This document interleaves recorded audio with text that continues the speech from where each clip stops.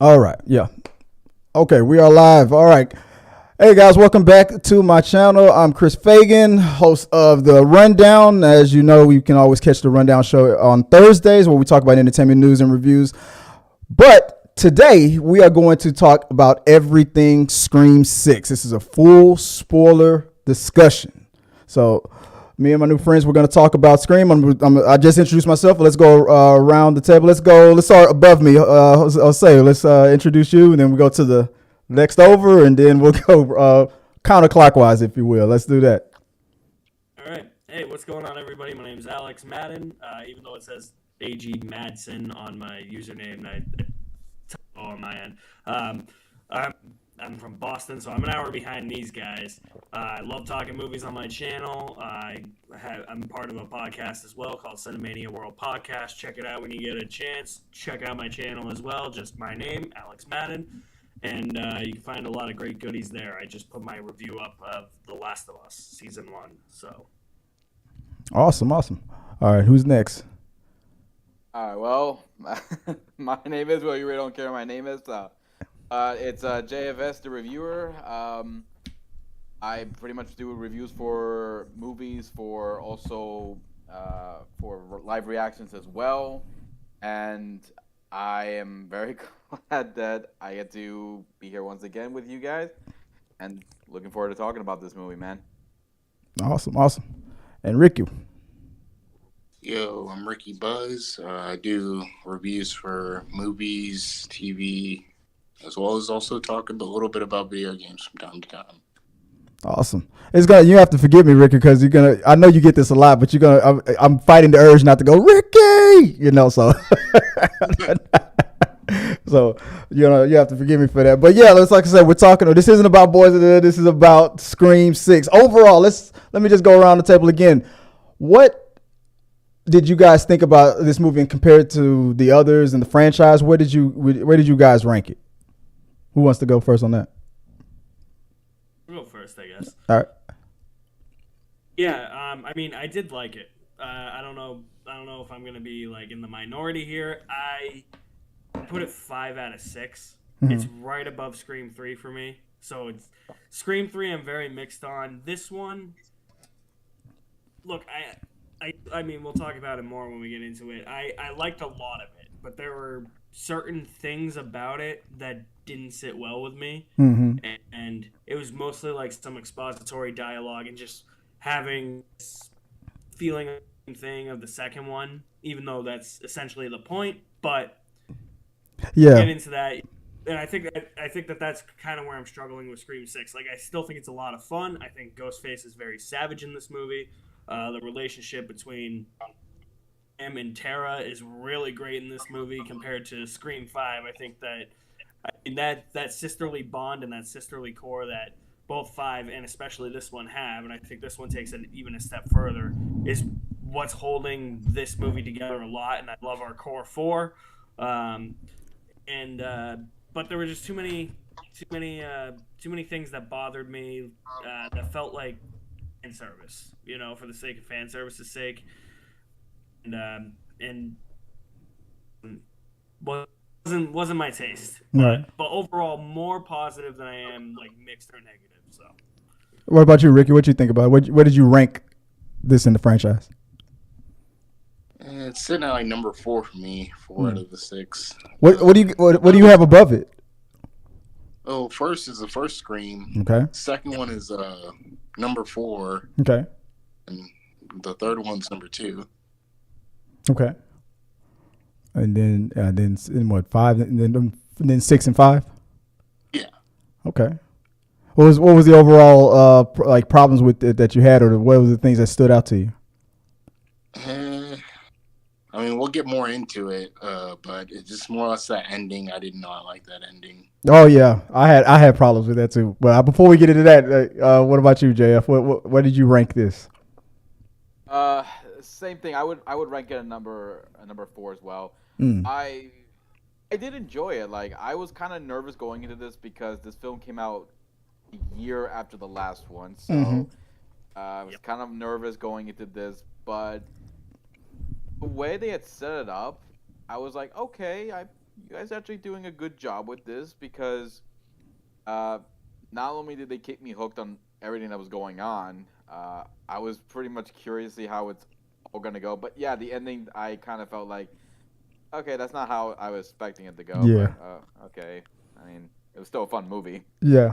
Same here. I uploaded my ranking of it. I think if I remember correctly, I ranked it number one. Obviously, that's was one.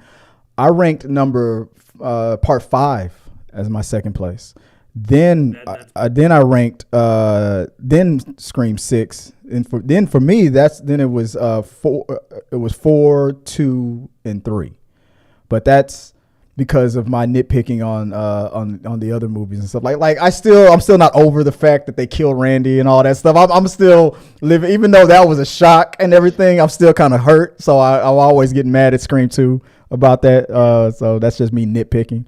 But the thing that I was thinking I was going to rank, because I like Scream 6 more than I like the other installments. I thought I was going to rank it above Scream 5, but then that ending. I liked Ghostface, but that ending, like I said, we'll talk about it later. I think I wrote in the description where some things for us to talk about and whatnot. I know we talked about in our private chat what we were going to discuss. Like, what do you want? I'll leave it up to you guys. What do you guys want to talk about first? You want to talk about the cast? We can do the cast. That sounds good to me. Yeah. Okay. One of the things that my team, what we talked about was Nev Campbell. Did this work in your guys' opinion without Nev Campbell in it? Yeah. Yeah. Okay, so we're unanimous on that. Yeah, this one fully proved that you can do a Scream movie without Sidney Prescott. Exactly. I figured that there was going to be a Scream movie inevitably that wouldn't have Sidney Prescott. Like, they would either kill her off or Nev Campbell, or at the end of this trilogy, like, she'd be done. And then they go and make Scream 8 with Tara and Sam and the rest of them, and Sydney and Gail would be out of the picture. Right. So I figured it was inevitable, but that was kind of my worry going in. Like, how are they going to handle it? And I think that they actually handled it well. I think they actually handled it better than something like Creed 3, where they actually I love Creed 3, by the way, where they actually explain Sidney Prescott's essence in the movie, as opposed to Creed 3, where it's why isn't Rocky in the movie, and there's no mention of Rocky whatsoever. So at least we had the acknowledgement that she went into hiding, so that Ghostface couldn't come after her, or that she didn't have to face Ghostface again. I was like, I can live with that. Yeah. That makes sense. If anything, I feel like this movie can prove that you can kill Sydney off if they ever decide to do that. Exactly. Yeah. I mean, that's kind of how I figured it was gonna go. I figured Dewey died in the 5th one, so like the 5 was essentially Dewey's movie. Mm-hmm. And I mean, I feel like it's ambiguous that if Gail dies or not, but they also have that line at the end where they say, we're going to go get Gail because she's in the hospital. Yeah. I kind of looked at this as maybe this would be Gail's movie, and then 7 would be when Nev Campbell comes back, and that would be Sydney's movie. Kind of similar to how they did like the Star Wars sequels, but I don't know. That's just me. What did you guys overall feel about the overall, like, the plot? Let me skip forward a little bit to Ghostface real quick. To the overall, since we all agreed that the ending wasn't all of our cup of tea. And you guys, one of you guys mentioned Scream 2. Like this was obvious. Like, if Scream 5 was supposed to be an homage to Scream 1, then Scream 6 was supposed to be an homage to Scream 2, in my opinion, because it was all the same, almost the exact same plot point. Another family member trying to take revenge for the death of their son that went psycho and became a Ghostface. So it's like, my son became a Ghostface, so I'm gonna become a Ghostface. Let me tell you what I had a problem with when in the movie theater. I'm sitting next to my wife and I'm having a problem with this while I'm watching this movie. I'm like, nobody did a Google search on the last killer's family. You would think that somebody would know that the last killer's dad was a cop. It's like all of that information would have come out. How the hell would they have gotten away with this? Exactly. Yeah, that was kind of my thought too. Yeah. I also just did. Who was it? Ethan. I didn't buy him as a Ghostface killer either. I was just kind of. I don't know. I think it was just his look. I'm like, he's just too much of like he doesn't like Matthew Lillard's kind of a nerd, but he's not like that type of. Yeah. No. Yeah, I agree with you. Anybody else have what was y'all's overall problem with like the reveal of Ghostface himself? Just certain stuff isn't adding up. Like the scene in the bodega where like they're using the shotgun. I'm like, is that the cop? That had to be the cop. Yeah. I feel like the most badass moments with Ghostface was the dad. Oh, for sure. I doubt the other ones would have been able to pull off what he did. Yeah. I will say though, I think this one had some really good set pieces though. The bodega opening, subway, even the end is a pretty good set piece, even though it's stupid as hell. But yeah, I was actually pretty impressed with the set pieces, and something that I really liked about this one too is that it kept the pace and the tension up throughout much of the second half of the movie. They did a good job with that. Inducing. What was that? What was that last part? I felt like it was very like anxiety inducing, Yeah. Especially when they're on the subway. The story, the overall story, I felt like was great. The one thing that I did miss that they really didn't do that much in this installment was that you notice how in every Scream movie, even in part one, whenever something major would happen, and then somebody who was just off camera, like maybe running an errand, hey, I'm gonna go get some donuts real quick. They leave, and then Ghostface shows up, and the second Ghostface leaves, that dude comes back without the donuts or with the donuts. Hey, what happened? What did I miss? And everybody's like, you must be fucking Ghostface. Like it must be you. Like that trope, that move, that didn't really happen. Unless I miss it. Did I miss it? I don't feel like that happened that much, or at least as much as it should have happened. I don't recall a scene. Does anybody recall a scene where it only happened once? Well, not like a character leaving, but a character arriving. It was when Ethan showed up right when That's right. The apartment scene. Right, okay. But they they would like, especially in part two, they were more subtle about it. Like I thought Gail's cameraman, I thought he was the killer at first, because he would come right back like, what did I miss? Like I like the way they used to do it back in I don't know, they seem not to have done it, or maybe they weren't trying to, because when the movie started off, oh man, I forgot. I don't even know how I didn't start this conversation with that, because we technically, okay, let's get it out the way. First time ever in the franchise, 3 Ghostface. I've always wanted 3, and they finally did it. They even went back and had 1 Ghostface for part 3. I thought that was unique, but they had 3 this time. I thought, and then when they started the damn movie, we technically had 5. So, what did you guys feel like when that first kill happened? When the 2 guys killed their teacher, and then when they did that final, Ghostface one-liner, classic little line, "Boy, this isn't a fucking movie," and then he slashed her, and the scene didn't end. What was your what was your thoughts on that?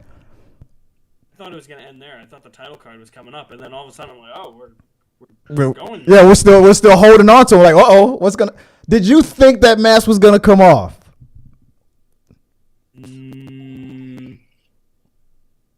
No, but like it was strange though, because once the mask came off, wait, do we now have a whole movie where we're gonna know who Ghostface is? That's what I thought. I mean, did anybody else think that dude was immediately gonna die after revealing himself, or did you think that like Ricky, Jay, did you think that we were gonna, as the audience, know who Ghostface was?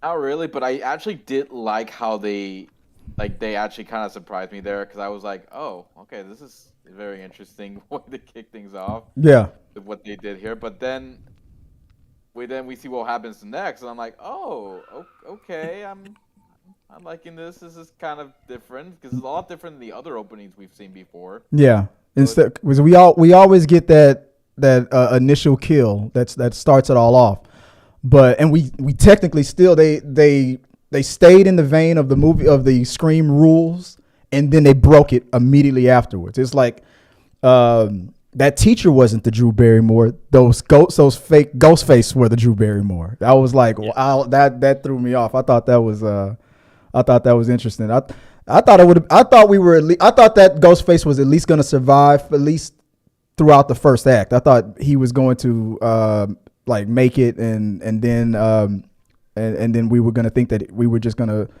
wonder if the other cast and crew were going to catch up, and then maybe he would die halfway through by his partner. But I knew whoever he was talking to on the phone was going to kill him. I just didn't think it was going to happen so soon. But I thought that was any of the other like the traditions that they broke that stood out to anybody else, like the fact that we got 3 Ghostface, the fact that we got a reveal earlier on. What other rules that this movie broke? Because I remember that they broke a lot of traditions. Anybody remember anymore? I don't remember any. Sorry, Yeah, because we all saw it once, and it was a week ago. So I know I wanted to see it again before having this talk. I mean, I was really hoping this would be the one where they broke away from the 2 killer dynamic. I'm happy that they did. That kind of referenced Scream 3, whereas Scream 3 had the 1 killer. Yeah, I was like, we kind of need a break from the 2 killer dynamic and just try and do something new. So that stuck out to me, definitely. Has anybody ever seen that TV show? Remember the Following? It was what's his name? That was not Patrick Bateman. I'm thinking of what's that guy's from Footloose? What's his name? From what? From Footloose. Patrick Swayze? Kevin Bacon. It was Kevin Bacon. He was a detective, and the villain was a guy who was good at. He was a serial killer, but he was good at. He was a teacher, and when he became a serial killer, he was good at charming his fans and convincing them to also become serial killers, and using Edgar Allan Poe as a way to inspire people. I thought that's where this was going. I thought the Ghostface was going to become like an infection throughout America, and more people at the same time we're going to start becoming Ghostface or something like that. What do you think about that as a possibility, like in the future, like a series of copycats? You think that's too much? That would actually be kind of different, but also would be a lot of fun to see. Like a Ghostface, have multiple ones. Like a Ghostface in wherever country that Sydney went to, or something like that. But moving on to let's talk about the cast again, the core 4 when that phrase got coined. One of the things that stood out to me was that Randy's legacy with his nephew, at least, because when what's his name, Chad, when Chad and Jenna Ortega's characters started showing that that they had feelings for each other, that reminded me once again of Scream 2, when Randy said, if I was writing the movie, I'd make the geek get the girl. And Chad is a modern geek. He's a jock as well too. He's very physically fit. He plays ball, but he is a geek. He's a horror movie geek. So it still applies. I thought when him and her kissed, I said, "Oh, he's dead." Anybody else have that feeling? What do you think about that? He's kind of like the new Dewey now. I mean, yeah. By the end of 7 or 8 or however many he survives for, he's gonna have permanent nerve damage like Dewey. Dude, but everybody got stabbed in this one, dude. Everybody. Yeah, Pretty much. It's like that's one thing, that rule that they broke. I mean, usually people get cut. Dewey always gets stabbed, but in this movie, everybody got stabbed. I mean, and not just like nicked. People got stabbed. It was deep, yeah. And survived. yeah. Wendy's character got stabbed like twice, but 2 fatal ones. Yeah. That's why I thought Gail died. I thought that scene was her death scene, and I really wished that was her death scene. Yeah, I there were wished too many scenes where people look like they died and miraculous. Like Dewey, I accepted that when that happened to Dewey a lot, and I kind of wanted to keep happening, but everybody getting gutted. But when Randy's niece, I should probably pull up cast names. When her girlfriend was, cause when she got cut, and that knife went up, and they twisted. I mean, is that the one where they're going out of the ladder? Out of the ladder. I don't even know how she even survived. She even lived that long with that wound in her gut. But the kill scenes in this one, they raised it up. I mean, I think overall, I think this had the better since part one. I think this movie with kill scenes ranked, if not better than, right there on par with part one, in my opinion. What about you guys? Like, what's everybody's favorite Scream kill? I mean, obviously the first one, that one for me was the best one, and that one I think was pretty much where it just the way they killed the girl and then the boyfriend as well. I was like, oh wow, this is this kind of movie then we're getting. I'll tell you what mine is. Even though it's my least favorite in the franchise, my favorite kill is Jada Pinkett. I'll probably say my favorite is probably Tatum. From which one? She's in the first one when she's in the garage door. Oh yeah. Her head gets crushed. That's probably my favorite. Yeah. I also love the one in this one where the guy's limbs are literally in the refrigerator. Yeah, we didn't see his partner getting killed. We just saw but we saw him in the refrigerator. What about you, Ricky? Do you have a favorite kill in the franchise? Probably 1 in 4. It's on top of my head. Oh, no problem. Yeah, but my favorite for Scream 6, my favorite. Oh man, I had it. My favorite kill in Screams in this one. I guess it's the girlfriend who got gutted and then got dropped off the. No, who got stabbed right in the. There was a lot of face stabs in this one. The therapist who got stabbed in the. Yes. Right. Yes. There was a lot of face stabbing in this one. Way more than one. So I don't know if it's the therapist that I like the most, or if it was the girlfriend that got dropped. But there was a lot of brutal kills. I just didn't buy the whole our brother / son from part 5.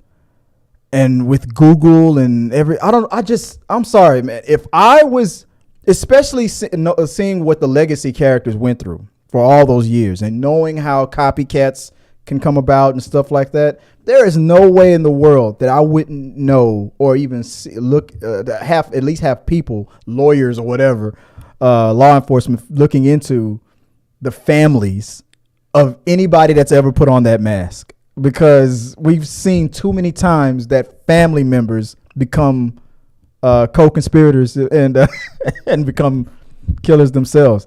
I don't see. It just didn't make any sense how that would not have come up, especially in today's news environment. MSNBC, Fox, whatever. One of them would have said, a serial killer who's actually the son of a police officer.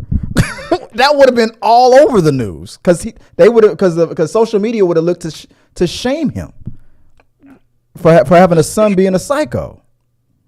Yeah, I was gonna say, especially with the fact too, like it's the same number that your boyfriend had. You wouldn't think like, hey, let me give it to Kirby and have her run like a little thing on it and trace back where it's from.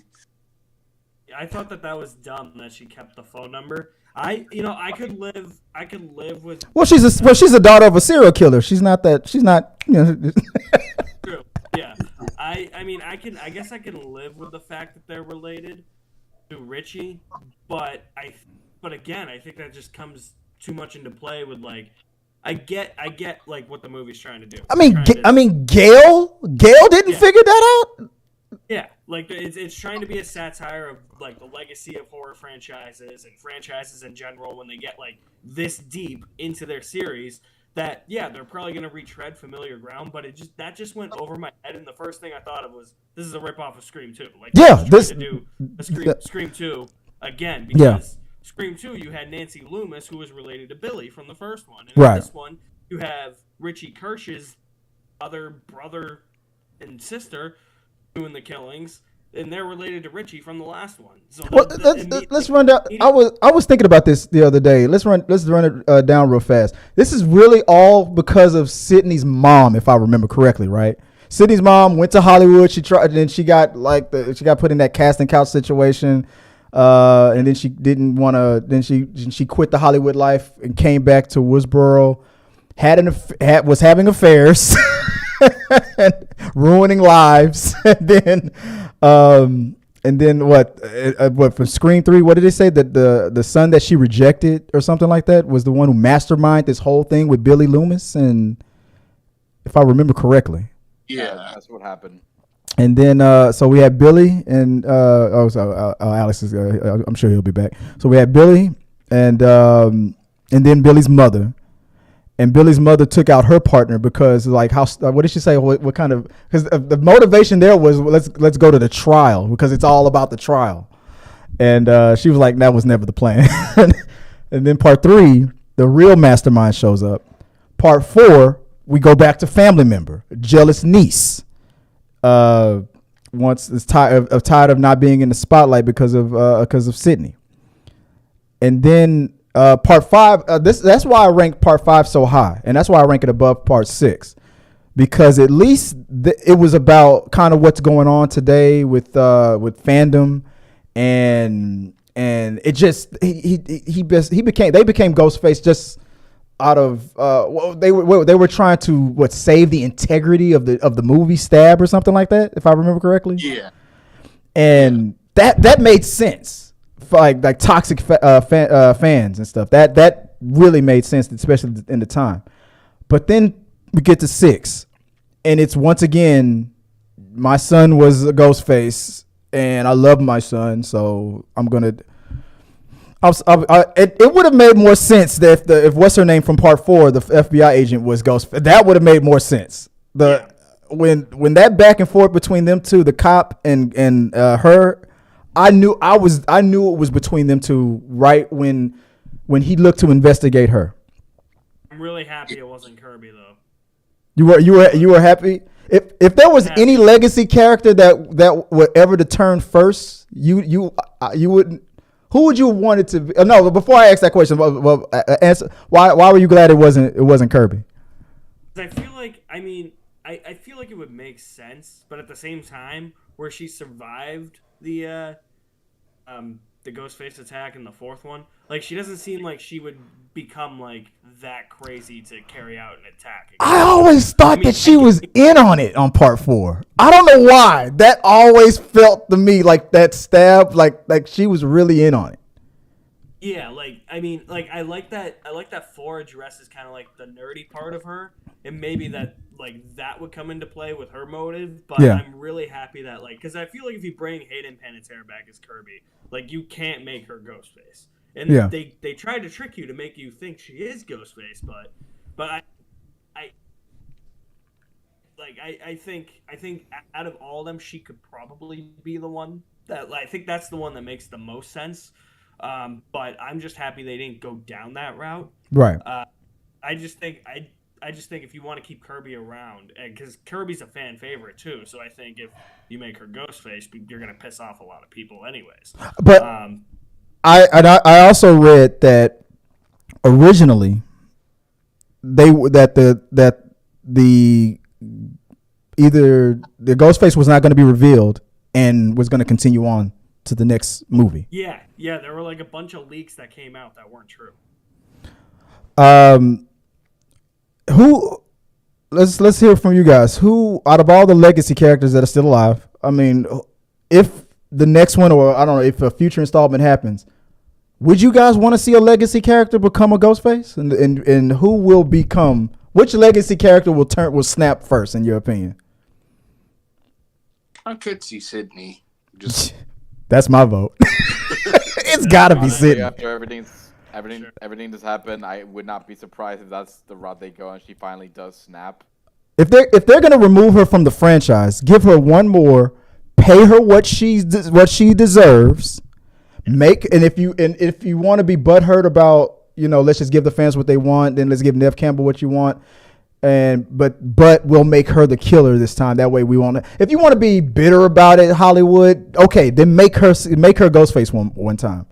I don't know. I'm tired of being the victim. Now you're gonna feel my pain or something. I don't know. Have her children snap and become Ghostface. If there was a family that I was gonna see become Ghostface killer, I thought her and her kids would do it. But now they've already done that with this cop. So I think it's implied that she's married to Patrick Dempsey's character in these. Why not make him Ghostface? Really? Hold on. I'm the worst one. Yeah, you keep going. I'm gonna look. I don't know why. I'm bad with faces sometimes. Mark. I think Mark was his name. dude from 3? Dude from 3, the Patrick Dempsey, the cop. Yeah.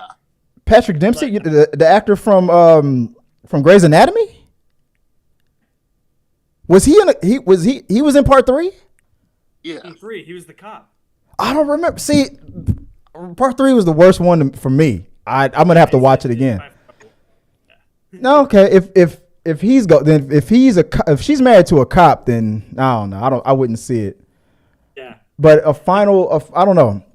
I wanted to come back to the franchise, but this, like we said earlier, this movie proved, and I debated it on my show. This is going to be a litmus test of whether or not Scream needs Neve Campbell, and now. And I feel, and it was just because the stars kind of aligned. Jenna Ortega was getting hot at the time. It just, the whole Wednesday thing and the buzz around her. Ironically, let me pull up the cast real quick. It wasn't. It really wasn't Jenna Ortega's character that was supposed to be the focus. It was her older sister. In my opinion, it's supposed to be the focus because of her being Billy Loomis's daughter. And having her being haunted. If anything, I feel like they wanted. Hold on, I'm sorry. Scream 6 cast. I should have had this up earlier. I felt like Melissa Barrera, Sam's character. I felt like they wanted her, for Scream 5. They wanted her to be the new Sydney, and maybe Jenna would be the new Gale, kinda. Yeah. But then it switched. When the fans saw it, they were like, "No, Jenna Ortega is our Sydney now."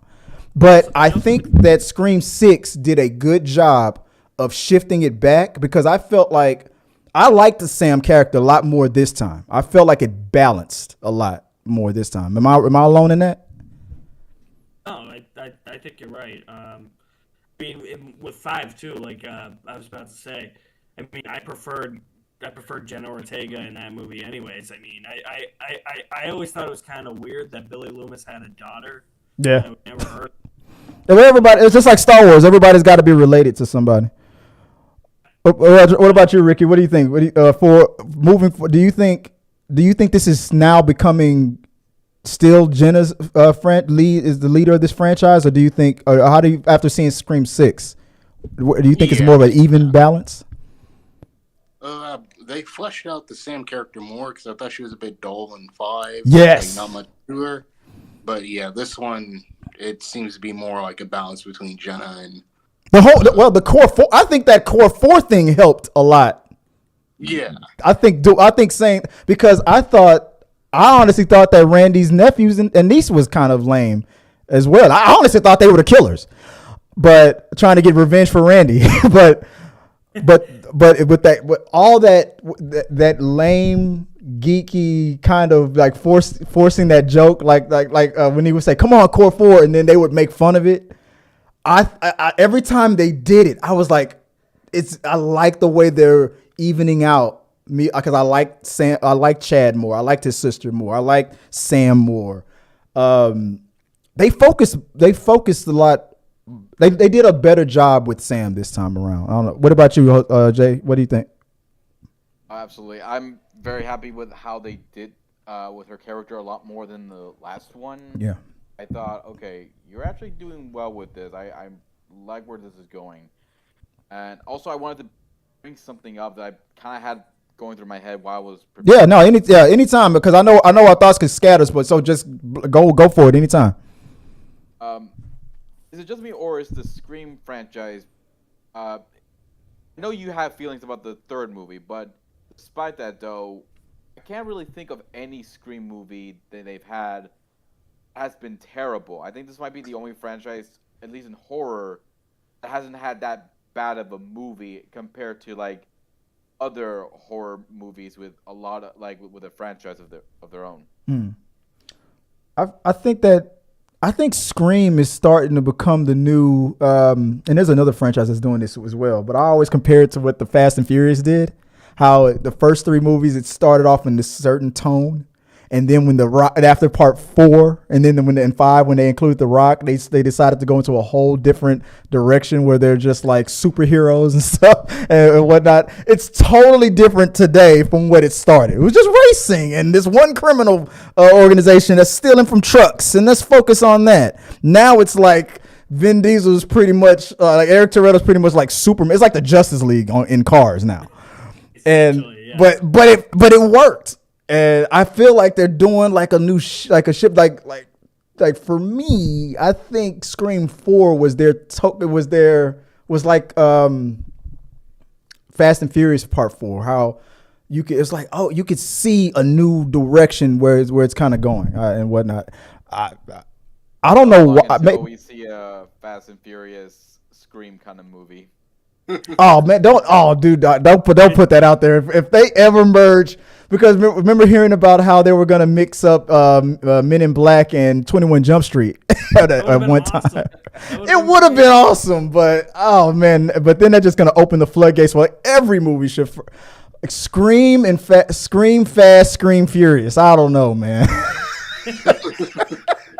I don't know. What other? That's okay. Let me post that as the question. What franchise would you want to see this one mixed with? Besides another Kevin Smith movie, I don't know if Kevin Smith was a good idea. If Jay and Silent Bob was a good idea to put in Scream. Like what other franchise would this fit with? Because saying like I Know What You Did Last Summer is too on the nose. I wouldn't like that. Yeah. But. Or maybe not a mix of the franchise, maybe a character that's from the same production company, maybe kind of like what they did with Jay and Silent Bob. But I wouldn't want to see Eric because we all know what would happen if Ghostface ever called Eric Toretto's phone. Toretto would figure it out and kill him like at the very next scene. And you're like, you thought you could kill me? I got family. You're like, it'll be over. Ghostface will be done. Although to be fair, those people are superhuman. They've survived a lot of crazy stuff. I'm pretty sure Ghostface would survive anything that they. If Eric Toretto became Ghostface, we'd all be done. We'd all be done. It'd be over because Toretto always survives every damn thing. But what was I gonna ask? Anybody have any like? Okay, so we're all in agreement. We weren't really feeling the reveal. Like, did anybody else have an alternative to that verse? I mean, after going with the whole family Ghostface thing, what would have been? I tell you what I liked about it: the fact that the daughter, the roommate, how she was one of the victims. That was clever because it took her off the board for her to do things that would be able to cover for her brother and for the dad, because obviously the dad obviously did something to cover all that up, but then I liked that, but then the execution of it to me sucked because again, he's a cop.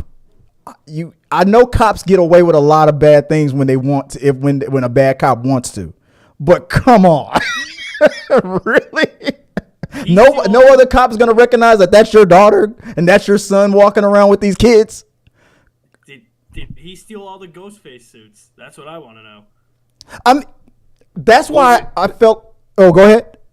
I was gonna say they mentioned that earlier in the movie that like you can bribe cops. That's how he was able to get all the suits and stuff because he was able to get it from other cops and stuff. Damn it! Yeah, that makes more sense. I was mad about that while I was watching the movie. I told my wife, I was like, it makes more sense that because that's why I wasn't surprised that what's her name from Part 4 was an FBI agent. Kirby.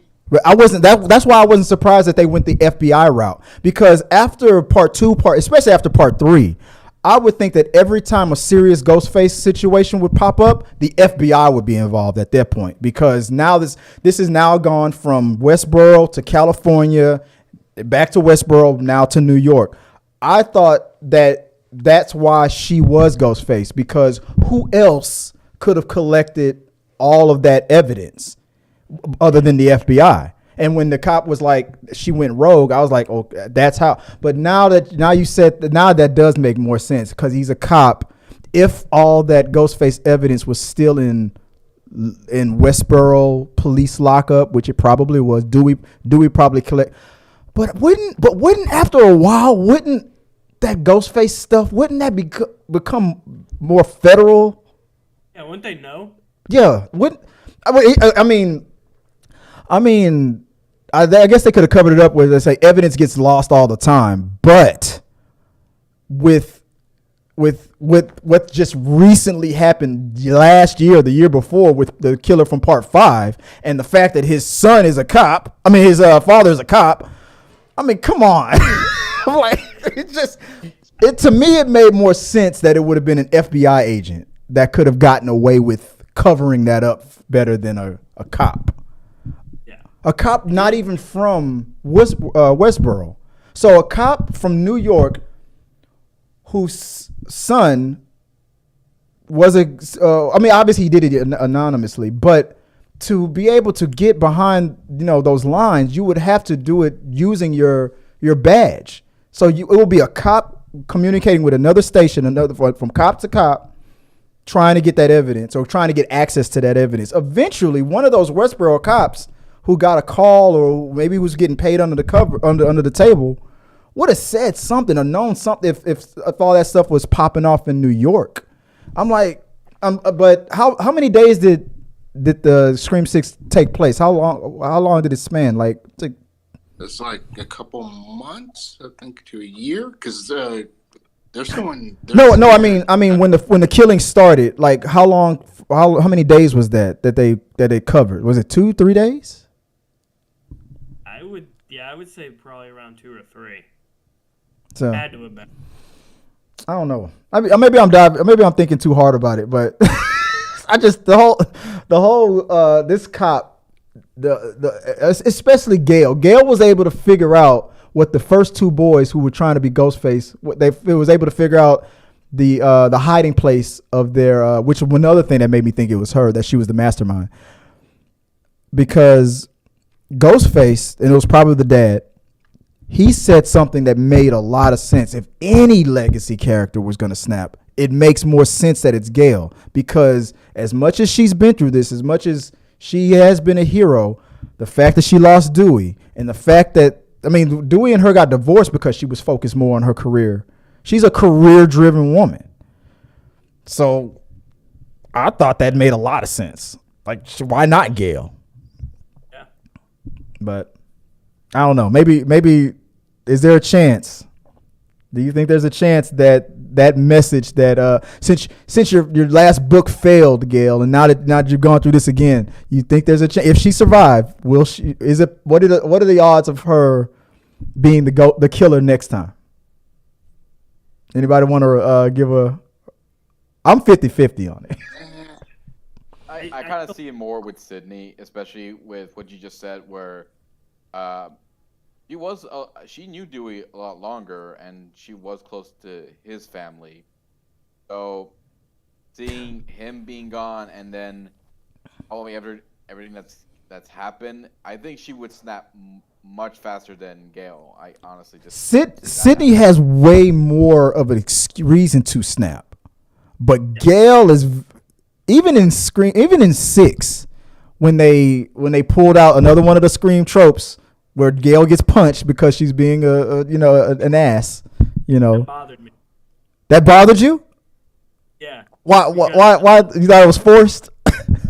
I thought that was forced fan service because I was like, oh, that's just a blatant reference to her getting punched in the first and the second one, and they're just throwing it in here because, and that was kind of my thing too. When they were explaining stuff, like the first scene with Kirby and Sam, like Sam just comes walking into the police station. She's like, "Hey, Kirby," I'm like, "You guys didn't share a scene. You know who she is." And then it's like, they spend time filling you in with expository dialogue, like filling in like the gaps as to how these people know each other and like what happened in between movies. Like Gail wrote another book and it pissed off Tara and Sam, and now that's why they're. I'm like, okay, like that was kind of another problem of mine. Where I'm like, this all kind of feels forced and repetitive, even though that's the point. I thought that Gail.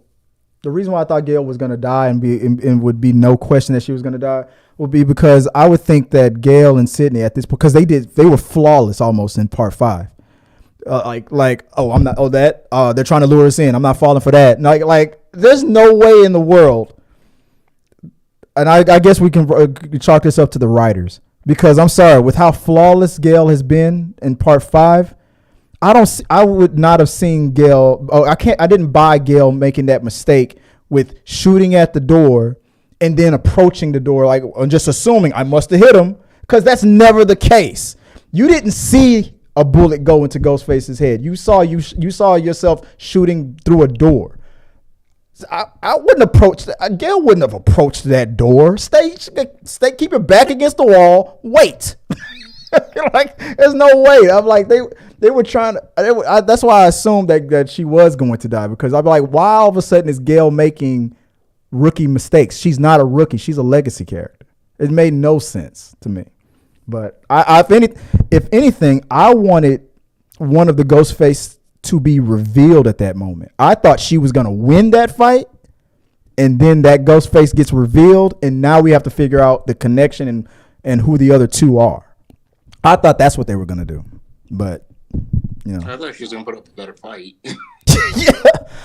I thought it's like, since you've been through this so much, and even then in Scream 5, since you've seen that happen, like, you would have taken, like, more caution, been more prepared, have stuff around the house ready. Yeah, somebody brought up, like panic buttons and stuff. Like, there's no way. Who thought it was kind of funny how she had a new hotness boyfriend, the big tough brother, and when the second he got taken out, she was like, no, oh well. it happens. It's like you see him in the background come out and just get swooped. He gets snatched up, and she immediately doesn't care. He's like, well, your boyfriend wasn't a big help. Nope. That's the thing, though.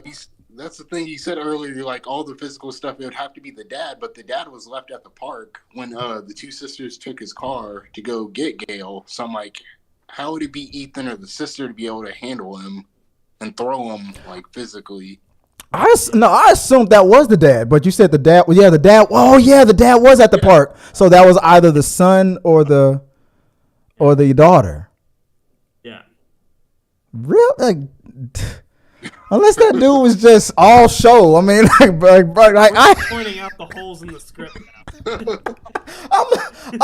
Let me be chauvinistic for a second. I guess because hey, I mean, I'm not gonna lie.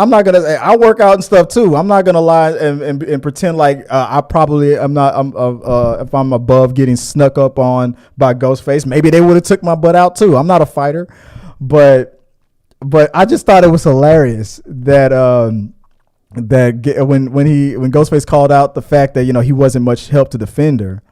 And she really was like, oh, I don't really need anybody to defend me. I've been through this before. But she just really didn't care. It was like, man, he was just a boy toy. His job was done. Like, it was almost as Gail was like, I'm more mad that you killed him before we finished tonight. Like, it just seemed like Gail did not care about her boyfriend. Like, I was like, wow, that dude only had one job in that house. and it was not to defend. But oh no, that's what I thought about that. Before we wrap up, let me see rules that we talked about. We talked about. I think we pretty much covered everything that I wrote down. Favorite kill scenes, the rules that were broken. We talked about how Ghostface was revealed, and then it turned out that wasn't really the Ghostface. I got a question for you guys. How many movies does a character have to survive to be considered legacy? Is there a number? 3, 4? What do you think? When the term legacy gets applied to a character? Yeah, I would probably cap. Opinion probably 4. Got to be in at least 4 movies.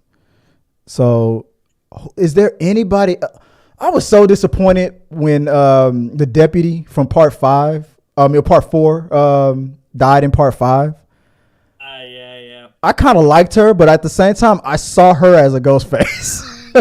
I thought she was when I first saw the 4th one. I thought she was Ghostface. Oh yeah, I mean, she was meant to be that character to kind of throw you off. That was brutal, man, for her to lose her son the way he died, and then she wasn't able to protect him, and then she went out too. That was brutal.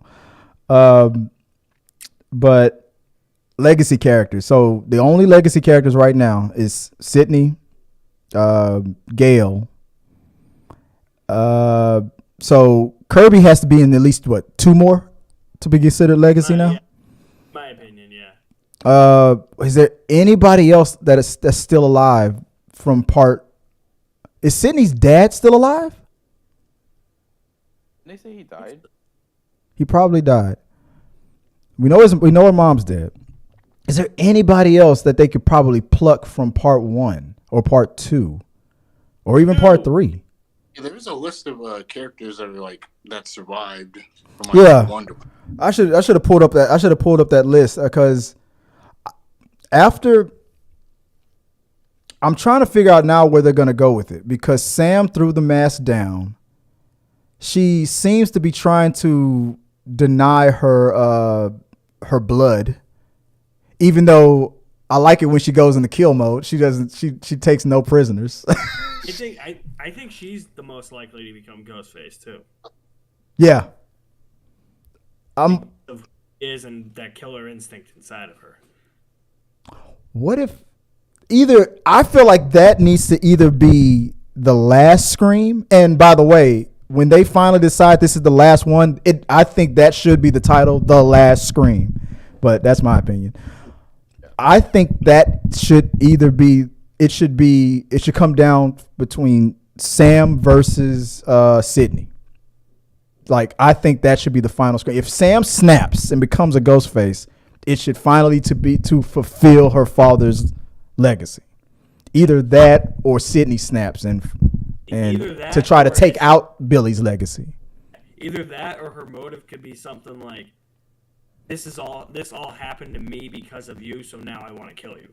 Like, what do you mean? Like Sam saying that or Nev saying that? Yeah, I'm saying that to Sydney. Yeah, like this was all brought on because of your mother, and that's what started this whole spree of killings in Woodsboro throughout all the years. Yeah. So now, because I'm Billy Loomis's daughter, and he was, you could wrap that into it too, but... Yeah, but if I was Sydney, I would just be like, well, if technically, because I was dating Billy, he cheated on me. That's the only reason why you're born, so... She'll pull a reverse card about your dad was a damn cheater.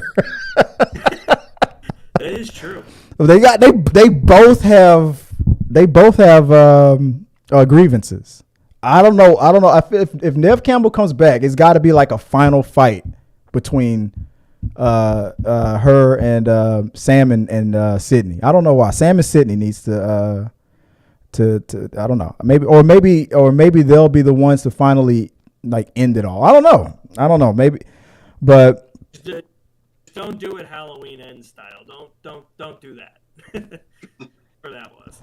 Oh well, you know that's coming. One of these days when they end the franchise, then they're because they look at all the movie rules that they follow. Like all the movies Like when they brought Randy back for part 3 in that recording, and like this is a trilogy, and in the trilogy, the villain is more superpowered, and the past always returns. No, they followed a lot of these rules, and like in part 5 about toxic fandom, and in part 6 they focused. It was about franchise.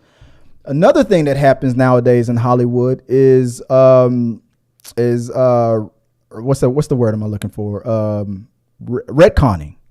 And those sequels that are where you ignore like a 3rd, 4th, and 5th installment, and this is another direct sequel to the original, and I feel like a day is coming. Maybe that's going to be the last one. Like technically, this is a direct sequel to part 1.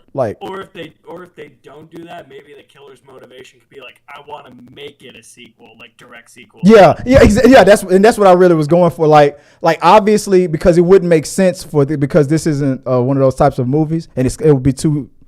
I guess that would be too meta. But if the killer feels that that's what he's doing, that would be funny, in my opinion. I don't know. Anybody before we start, because we've been on for now. Anything else that anybody wants to add on to how would you, if you were doing another Scream movie, what would you do? What about you, JF? How would you do a Scream movie if you were in charge?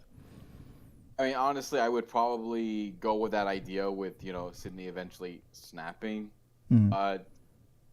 Honestly, I would try building a little bit more mystery around it and make sure, to keep people guessing to see whether or not it will be her or not, or it could be someone else. Build that up a little bit, and hopefully, when we do get the revelation, it's not, ruined for everybody. Sydney wipes out the core 4. That's like the only way for this to really end would be to kill everybody who's connected. Yeah, pretty much. Yes. What about? Oh, so I got a little guess now. What about you, Alex? What would you do for an upcoming installment? What do you want to see? That's tough, because if I'm put on the spot like this, I have to think quick, right off the top of my head. It's so hard. It would definitely. I don't know if I would make Sydney the killer in the next one. No, not the next. Yeah, come on, Gail's got to be the killer in the next one. If I don't make Sydney the killer, she would definitely die. That way you can finally pass the torch on. Yeah. I definitely, I think go back to 2 killers for one more installment, and then after that, change it up or something. Or you just have a group. You have a cult of Ghostface killers. Yeah. Just a whole cult in movie. It's just, hey, we're taking out Ghostface killers or something. So you have 9 Ghostface killers they have to kill by the end of the movie. It seems like everybody knows how to do it now. I mean, they get the voice changer and stuff. All that stuff is being sold online. You would think the FBI would be tracking anybody who buys that stuff. Anybody's bank account. like if you buy, it's not illegal to buy the mask because of Halloween. But if you buy a mask, if you do certain Google searches and you buy the voice changer and stuff like that, and you're like, well, I was just going to play a prank on it. Well, yeah, then we're going to keep you on holding for 24 hours until we confirm that. But what about you, Ricky? If you were to suggest anything, or what would you want to see in the future? I either like this, how you said, a cult of Ghostface. I'd like to see maybe that turns into a social media challenge. That's actually good. A social media challenge. That's where I thought it was going, because they used social media to spread hate on Sam. I thought it was going to go that way, that they're going to utilize social media. That's a really good idea. Either that, or maybe a Ghostface who takes inspiration from maybe other horror movies. Because they did mention Laurie Strode and all the other ones, so they might mix up the kills a bit. Instead of because every time almost every Ghostface was just inspired by other slashers. What if a Ghostface decides to kill people in the theme of other horror movies, like obviously you can't invade someone's dream, but what if a Ghostface was able to kill somebody while they were sleeping and put a Nightmare on Elm Street message on the wall or something like that? You have to figure out what the next movie is going to be, the inspiration or something like that. That would be interesting. Then, but then will they when they get to I don't know, like when they get to Alien, I guess you gotta burst something through somebody's chest. That would a Ghostface that's inspired by different franchises besides slashers. That would be interesting. I like that. Yeah, that would be a good one. All right. Anything else that we didn't? I think we covered it all. Legacy characters, theories. We already covered that. We talked about the rules, best kill scenes. We talked about Ghostface. Who was my favorite? Ghostface is always going to be Billy and his partner. Story. We already did our ranking, so yeah, we pretty much covered everything that we said we're gonna talk about. But unless anybody else has anything else to add, because I got to eat. Y'all see 7 playing out exactly like 6, because in 5 it was Richard and the teenage girl. Wait, say that again. I was like, do you see 7, or where do you see 7 going? I just hope that they don't follow this trend where 7's going to be exactly like 3. If they want to mimic it a little bit here and there, it's fine. But instead of, we've already gone. 3 was unique because it took us out of Westboro. New York, 6 already did that, but 6 was trying to be like part 2. So if it was 4, I'll say 1, 2, and 3. If 7 was if 6 was, I don't know, because I don't know why I feel like part 4 is like the Tokyo Drift of this franchise. I don't know why. It's obviously it's a part of it, but it's not really, it's not a part of the original trilogy, and it's not including any of the core 4. So it's like a glue, it's like a bridge almost from the trilogy to the I feel like 5 is the beginning of a new trilogy. So part 7, do I want it to be like part 3? No. I don't want them to go back to color. If anything, go to another country. That's what I would do. Go to another country. The hunt for Sydney. You can mix both plots where trying to find out where Sydney, and you don't even have to have Sydney in the movie, but if there's a bunch of people who are getting like activated with this call to action online on social media, trying to find Sydney and bring her out of hiding, that could be the overall plot. That would be crazy. Like random people are just getting taken out, or because they think they spotted Sydney, or they're looking for Sydney or something like that. Like maybe an award or something. First person who finds and kills Sydney, is rewarded. I think if you do something similar to 3, maybe have something involved with like this, have the opening kill be like involved with like somebody working on like that movies. But don't bring it to like the set. I just came up with the idea in my head where it's, what if the opening kill is Ghostface, like, or not the opening scene, but the actual motivation as to how this all starts is, hey, like, leaks the new Stab movie came online and I don't like it, so I'm gonna kill the director of the new Stab movie. We're like a release the Snyder cut version of Scream of Stab. Yeah. That's good. Yeah, that would be a good plot. Like, I'm upset with, because part 5 was about the toxicity of the fan. That goes back to that. Yeah, because when how fans get upset when because it didn't, was it part 4 or was it was part 4 where they were showing all the ridiculous direction that the Stab franchise was going, right? Yeah.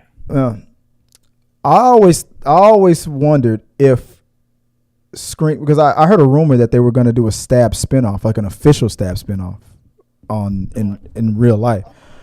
I always thought that since the Wayans brothers did a spoof of Scream with Scary Movie, I always thought that in the Scream universe there should be a comedy spoof of Stab, maybe called Cut or something. I don't know.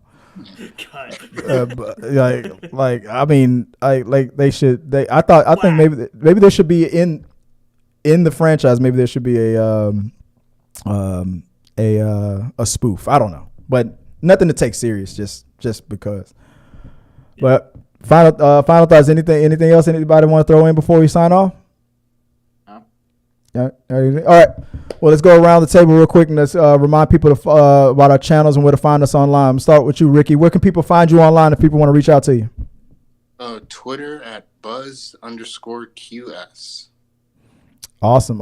Alex, if they want to find you online, where can they do that? You can find me at my official website, alexmaddenmovies.mystrikingly.com. All my social media links, Facebook, Twitter, YouTube, Instagram, working on getting my letterboxd on there, are all there for you guys. So that's probably the easiest way to get to me. Outstanding. JFS the Reviewer, where can people find you online? Right there on YouTube on JFS Reviewer. I also have the Twitter and also Facebook as well. For you guys can find me there as well. Any message anytime. Yep, and JF, he's also the guy to go to about anything wrestling. He knows more about wrestling than a little bit. So check him out there. And guys, you can always check me out here on the channel on anything at T3 Media with an S at the end of it. And check out the Rundown tomorrow when the Rundown crew